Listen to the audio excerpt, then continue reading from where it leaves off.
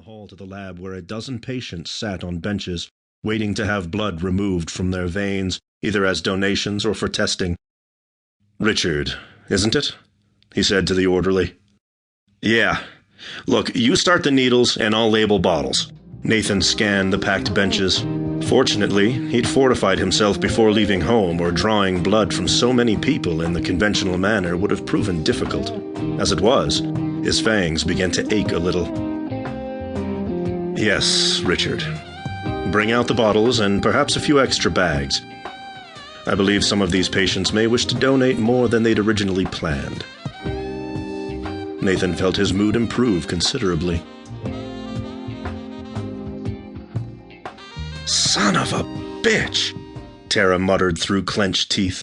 She glanced at the clock to her right, then back across the room where detectives stood in a circle around Kevin O'Brien, slapping his back and laughing. How could O'Brien have made sergeant? He hadn't been a detective as long as she had, and his record wasn't nearly as good as hers. She'd eat her gold shield if he'd scored higher on the sergeant's exam. Disgusted, Terra jumped up from her chair, grabbed her purse, and marched from the bullpen, ignoring all hails and greetings as she left the building a half-hour early. Let them fire her. She didn't care. She'd never get anywhere in a chauvinistic organization anyway.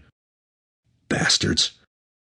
Terra drove home, nearly sideswiping an Oldsmobile driven by someone whose head barely topped the steering wheel, narrowly avoiding a drunk as he stepped off the sidewalk, and screeching to a halt as a ratty-looking mutt dashed across the road in front of her. By the time she stepped inside her apartment, she was bubbling up with anger. Terra threw her purse across the room and screamed, "Damn it! Damn it! Damn it!" A knock at her door made her jump. She crossed the room. "Who is it?" "It is I, Nathan." Terra closed her eyes for a moment, trying to get a handle on her emotions. She hadn't seen Nathan in quite a while and always enjoyed his company, but he'd picked a rotten time. After taking a deep breath, she opened the door and tried her best to smile. "Hey, come on in."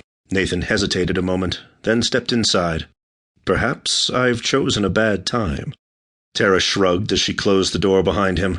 "My entire life is a bad time right now." "Oh?" She waved off his concern. "No big deal. You want some tea?" He nodded. "Please." Nathan rarely actually drank any of the tea she served him, but she didn't stock anything appropriate to offer a vampire, except, perhaps, her wrist. And at the moment, it didn't sound like such a bad idea. She thought about the night she discovered that her new acquaintance was a vampire. The memory almost made her smile, in spite of her troubles. How many people could say they'd gone to an orgy and found their very own Dracula? And she'd managed to keep his secret identity secret. It hadn't been as difficult as she thought it would be. Of course, at first it had been easy. He'd erased her memory. Or tried to, anyway. If she hadn't been a resistor, he wouldn't be standing in her kitchen now, and she'd have no choice but to deal with all the office shit alone. Terra filled a kettle and placed it on the stove, then stared at the blue flame, wondering if Nathan could sense how pissed off she was. "What's wrong, my pet?" She let out a great big pent-up sigh. "My career's in the toilet. O'Brien, the bumbling oaf, was promoted over me.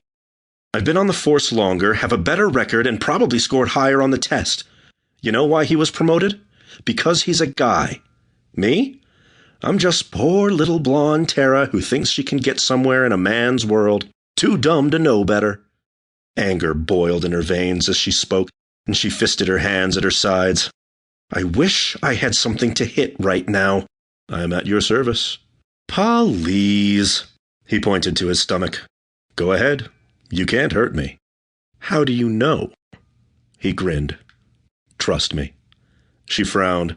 Nathan raised both eyebrows. "You're just a girl. How hard can you possibly hit?" That did it. Terra punched his stomach as hard as she could. Nathan grunted, but didn't move. "Not bad. Another." She swung again, following a right with a left and another right, and she continued until the fury dissolved. Then she fell forward into Nathan's arms, spent, relieved. He held her with his mouth pressed to the side of her head and stroked her back gently. "Better?" "Yes," she muttered into his red silk shirt. "Thanks."